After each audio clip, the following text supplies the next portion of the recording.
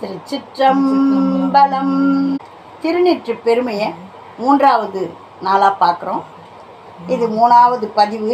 ஞானசம்பந்தர் மதுரையம்பதியில் பூன்பாண்டியன் அவனுக்கு வைத்தியம் பண்ணுறாரு.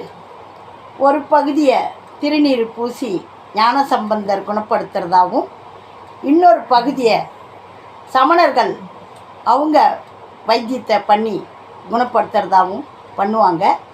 அப்போ ஞானசம்பந்தர் திருநீர் பூசி பாடின பாடலால் பாண்டியனுக்கு குணமாயிடும். மங்கையர்க்கரசி அம்மா மகிழ்ச்சியோடு பார்ப்பாங்க, ஞானசம்பந்தர் குணப்படுத்திட்டாருன்னு. இது வரைக்கும் கூணா வளைஞ்சிக்கிட்டு இருந்த அவருடைய கூணம் நிமிந்துரும். நின்ற சீர் நெடுமாறனா மாறிடுவார். சமணர்கள் வெக்கி தலை குனிஞ்சு, இவன் நோய் குணப்படுத்திட்டானே, நம்மளால் நோய் குணப்படுத்த முடியலையே அப்படின்னு அவங்க சிறுமைப்படவும், ஞானசம்பந்தர் பெருமைப்பட்டு தலை நிமிர்ந்து சைவத்தை தழைக்க வச்சது இந்த பாடல் தான். இது 3வது பாடல். முக்தி தருவது நீரு, முனிவர் அணிவது நீரு, சத்தியமாவது நீரு, தக்கோர் புகழ்வது நீரு, பத்தி தருவது நீரு, பறவ இனியது நீரு, சித்தி தருவது நீரு, திரு ஆலவாயான் திருநீரே. திரு ஆலவாயான் திருநீற்றை அனைவரும் பூசி பயனடைங்க.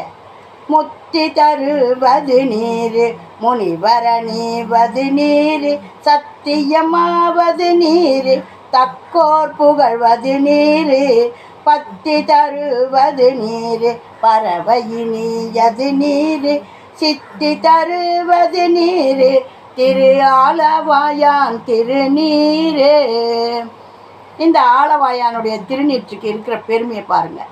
சேரமான் பெருமாள் அவர் ஆட்சியை மேற்கொண்ட காலகட்டத்தில் யானையில் வலம் வந்துக்கிட்டு இருக்கிறார். அப்போ உவர் மண்ணை சுமந்துக்கிட்டு சலவை தொழிலாளி, அந்த சலவை தொழிலாளி வரும்போது அந்த உவர் மண் மூட்டை என்ன பண்ணுது, மேலெல்லாம் ஒழுவி மேலெல்லாம் அவருக்கு அந்த சாம்பல் பூத்த மாதிரி அவருடைய உடம்பு பூரா மணலாக இருக்குது. வெயிலில் காய காய அந்த மண் வெள்ளவெளேன்னு இருக்கும். உடம்பு பூரா இருக்கிறத பார்த்துட்டு நம்ம சேரமான் பெருமாள் யானையிலேருந்து இறங்கி ஓடி போய் அவர் காலில் விழுந்து கும்பிட்றாராம். திருநீற்று பெருமையை பாருங்கள். அது ஒவ்வொரு மண்ணுன்றது அவருக்கும் தெரியுது, அவன் சலவை தொழிலாளின்றதும் தெரியுது. ஆனால் அவருடைய கண்ணுக்கு சிவனடியாராக தெரியுதான், அவர் பூசிக்கிட்டு இருக்கிறதெல்லாம் திருநீராக தெரியுதான்.